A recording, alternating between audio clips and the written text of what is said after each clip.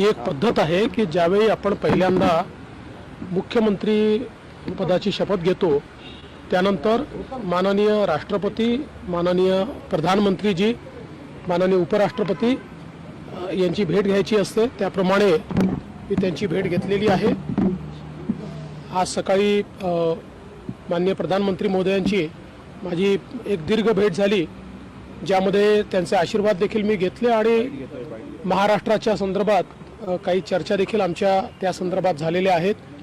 आणि मला माननीय प्रधानमंत्री महोदयांनी सांगितलं की महाराष्ट्र हे एक अत्यंत महत्त्वाचं राज्य आहे देशाच्या अर्थव्यवस्थेकरता। या राज्याला गतिशील ठेवणं हे अत्यंत गरजेचं आहे। त्या दृष्टीने ते देखील पूर्ण सहकार्य महाराष्ट्राला द्यायला तयार आहेत।